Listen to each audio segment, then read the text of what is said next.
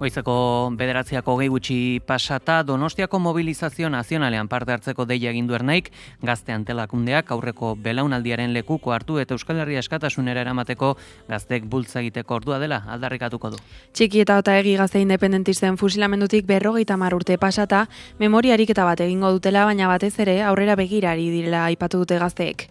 Ernairen iritziz aurrera pauso bat emateko garaia da munduan zehar, kaosa nagusi delarik sistema kapitalistaren azken hamarkadetako ereduaren areagotzea, agortzea eta gertoki bortitzako baten hasiera iragarri dute. Zehaztu dutenez, irailaren 14ko manifestazioa eguerdiko 1:30 abiatuko dute, Donostiako bulebarretik Kontxako estropadaren bigarren asteburuko testuinguruan. Mobilizazio honetaz gehiago jakin nahi dugu. Goiz honetan horretarako gurean da Amaiur Egurrola Ernai Gazte Antolakundeko eleduna, egunon. Kaixo, egunon. Txiki eta Otaegiren lekukoa hartuko duzela iragarri duzue, baina uda honetan ere zalaparta iturri izan dira, nola ikusi duzue gertaturikoa?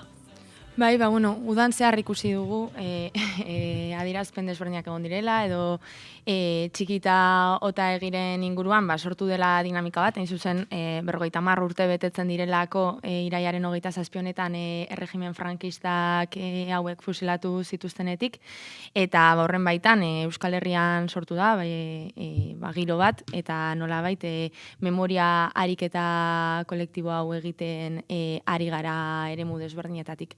Eta ikusi dugu, esan duzun bezala, nola zarautzen jarri zela lona bat, eta nola aukendu izan zen, nola eremu politiko desberdinetako pertsonek adierazpenak egin dituzten Txiki eta Otaegiren figura kriminalizatuz. Eta guk hemen ikusten duguna da, hasteko esan beharra dagoela memoria legeak Txiki eta Otaegi erregimen frankistak eraildako biktima moduan aitortzen dituela. Beraz, Txiki eta Otaegi erregimen frankistak eraildako biktimak dira, eta guk memoria ariketa horretatik egiten dugu, eta iruditzen zaigu horren aurka egiten den edozein adierazpen hauek lege baten baitan onartuak direnean, memoria ikuspegi batetik, gure herriaren demokraziaren ikuspegitik eta beste abarretatik atzera pausu bat suposatzen duela. Beraz, uste dugu, esan duzun honetan sortu den giroa eta horrelako adierazpideak nahiko larriak direla eta atzera urratsak suposatu ditzazketela, beraz, kontuz ibili behar dela horrekin. Akaso pentsa daiteke ere, paradoxikoa dela, nazioarteko bestelako esperientzia batzuekin, edo nazioarteko beste pertsona batzuekin alderaketa eginez gero, adibide batzuk jartzearren, Nelson Mandela, zeneako indar armatuaren nagusia zelarik, edota baita ere, aipatu genezake Celestino Alfonso bera, Alemaniako militarren aurka atentatuak egiten zuenik, baina horren aurrean aipatzen dena da, biktimarioa dena ez dela publiko sustatu behar, ez dakit, zergaitik gertatzen da gure herrian? Bai, ez dakit hori agian kriminalizazio saiakera horiek egiten dituzten galdetu beharko genieke ez, eta zergatik duten hainbeste intentzio pertsona hauen eta beste hainbaten kriminalizazioa, baina lehen esan dudan horretan ez, berresten garela pixka bat, eta dela pertsona hauek memoria lege batek biktima izaera batekin aitortzen dituela, memoria lege honetan besteak beste PSE eta jaiotak ere aurrera eramandakoa da, eta beraz, horretan berresten garela, eta beraiek agian galdetu beharko genieke zergatik daukaten horrelako intentziorik. Independentzia aldarrikatuko da, baita ere irailak 14ko mobilizazioan.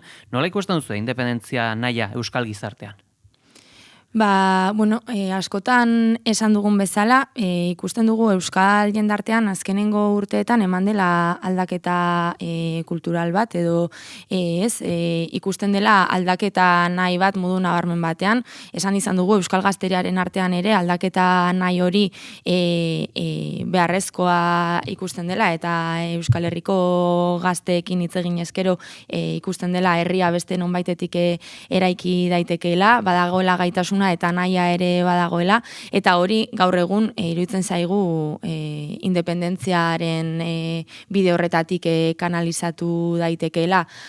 Hasieran esaten zen bezala, egun bagaudelako bide gurutze historiko batean, mundu mailara begiratzen baldin badugu krisia, oldarraldia, gerrak nagusitzen direlako, eta Euskal Herritik, esan dudan bezala, bestelako baldintza batzuk eraiki ditugunean ikusten dugulako bestelako herri bat, bestelako balio batzuekin, balio aurrerakoi batzuekin eraikitzeko aukera dugula, eta nahi hori gainera ikusten dut bestelako izan independentziaren aldarrian bertan, baina bestelako eremu batzuetan ere ez, eta atzo bertan esaten genuen, baina la bueltakoa duela bi egun Bilbon gertatutakoa uste dut horren adierazle nagusia dela, ez? Euskal Herrian herri borrokalari bat garela, herri zapalduekin elkartasuna adierazten duen herria garela, eta bueno, zentzu horretan baditugula egiteko beste modu batzuk, eta beraz izan Bilbon la bueltan gertatutakoa, edota izan bestelako herri baten eraikuntzarako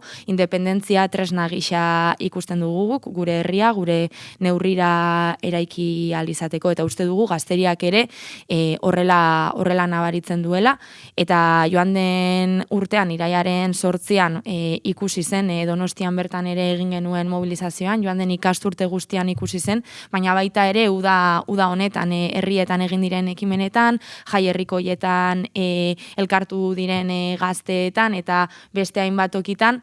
Beraz, bueno, uste dugu nahi hori badagoela, eta iraiaren 14 honetan ere ikusiko dugu nolako bultzada edo jasotzen duen, baina gu prest gaude horretarako. Eta nahi hori bideratzeko prozesua nolakoa da, zer egin behar da? Uste dut txoko edo toki desberdinetatik egin daitekeela hau, ez? La vuelta jarri dute adibide moduan, baina uste dut Euskal Herrian badaudela hainbat mugimendu sozial, bestelako herri baten eraikuntza horretan laguntzen dutenak.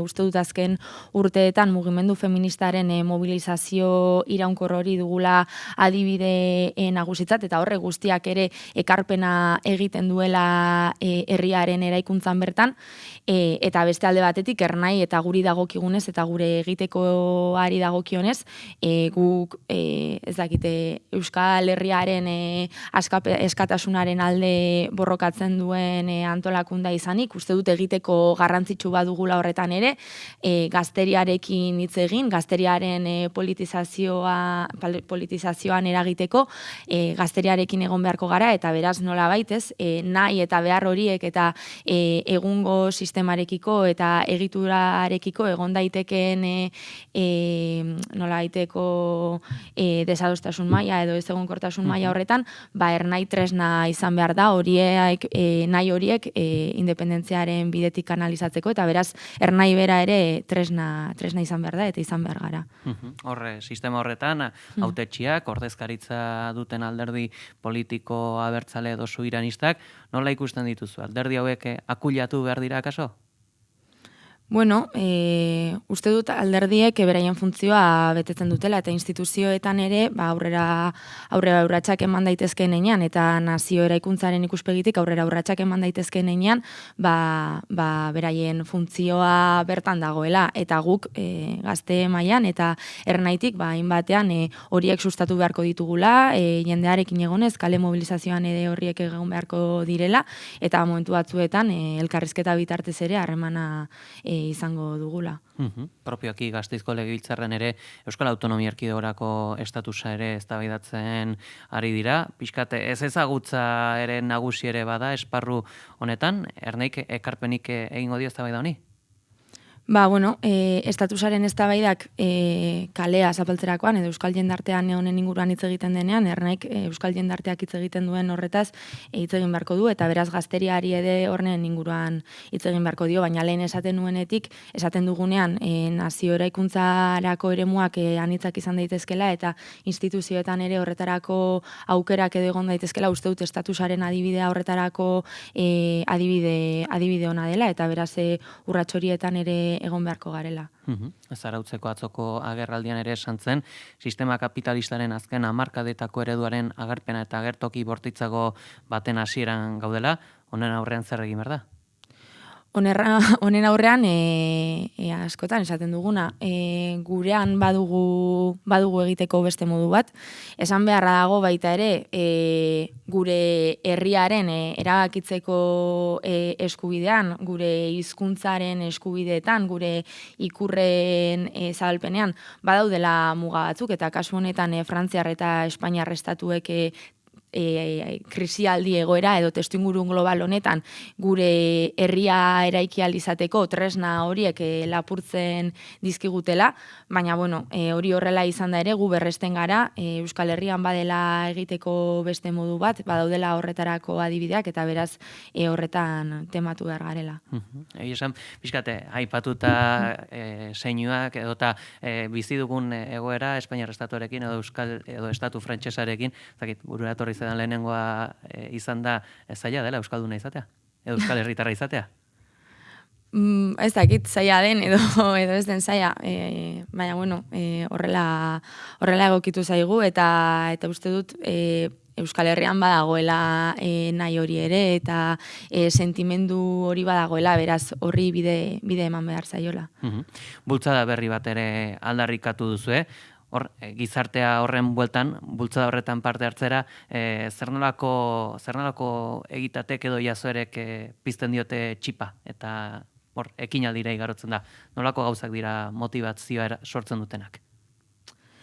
Nik uste dut motivazioa sortzen dutenak direla alde batetik. Jendearekin egitea, mobilizazio soziala ez dakite kalean giroan nabaritzen den hori, eta beste alde batetik garaipenak edo ikusteak ez, edo zure aurrera ematen duzun borroka horrek nolabait fruituak ematen dituela ikusteak. Eta uste dut jendearekin hori egin behar dela, jendearekin egin behar garela, hitz egin behar dugula, eta era berean kasu honetan ernaik aurrera eramaten dituen ekimen horiek sentitu behar ditugula guztiontzako irabaziak ematen dituenak, eta beraz Donostiako mobilizazioak ere horrela egitea espero dugu.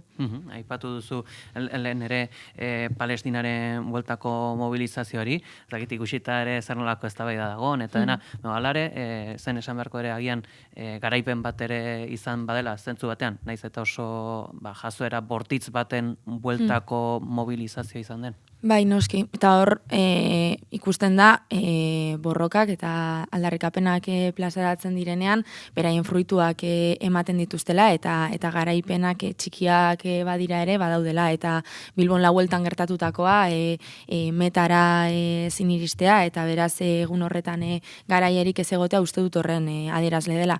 Eta hemen ere esatea honen inguruan egoten diren edo egin diren adierazpenak eta gertakizun hauen kriminalizazio saiakerak honetan larriak iruditzen zaizkigula eta gaitzesten ditugula erabat, izan ere Palestinar herria bizitzen ari den genozidioaren aurrean uste dugu mobilizatu egin behar garela eta mobilizatzen jarraitu behar dugula, eta horren aurka ez dagoela inongo adierazpenik edo hori guztiak lekuz kanpo daudela. Hain zuzen, Ernai Gazte Antolakundeare berezitzen da mobilizazio ezberdinak egiteagatik, guztiok gogoan dugu, nola mozalea ere aplikatu zitzaien, hainbat militanteri pasaden ikasturtean, edo duela bi ikasturte, okerrez baldin banago. Hain zuzen, protesten bueltan sortu den eztabaidan aldarrikatu dute, hainbatek protestak baketsuak izan behar direla, zibikoak ere, ez dakit, pixkat ere hau ez da kontraesankor puntu bat, ez dakit, posible da protesta baketsu bat egitea edo?